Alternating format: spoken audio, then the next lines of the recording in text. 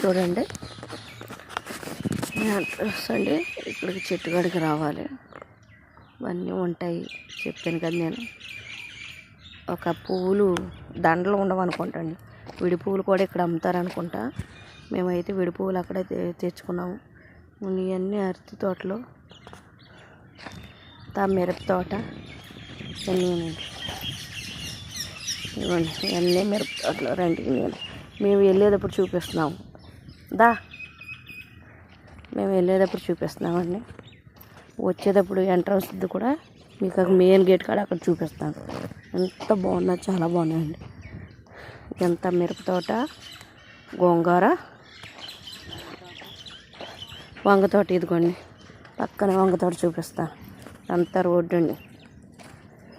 ఇదిగోండి చివరిన బంతి పువ్వులు కనపడుతున్నాయండి, ఎల్లో కలర్. అంత వంగ తోట, పెద్ద పెద్ద వంకాయలండి. వంకాయలు,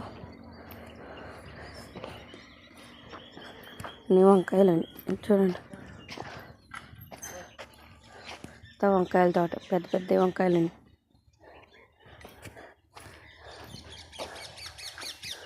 పుల్ల గోంగూర ఇవన్నీ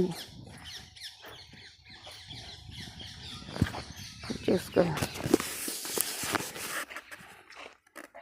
వంకాయలు, పుల్ల గోంగూర. అంతా రోడ్డు అండి. ఇది అంతా రోడ్డు.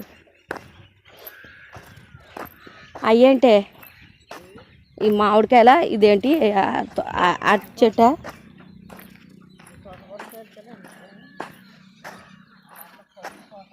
పసుపు.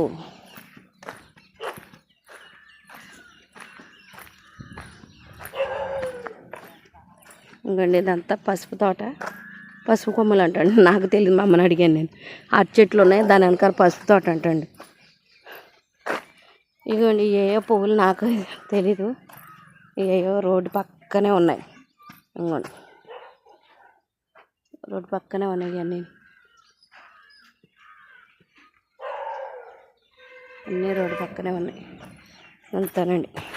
చెట్టు కాడకంటే అన్నీ మందార చెట్లు, జామ చెట్లు అన్నీ బాగుందండి. చుట్టుపక్కల ప్రాంతం అంతా బాగుంది. చెట్టు కాడ అంటే ఎవరైనా మోపుదేవి పురాతనమైనది చెట్టు కాడ అంటే ఎవరైనా చెప్తారండి.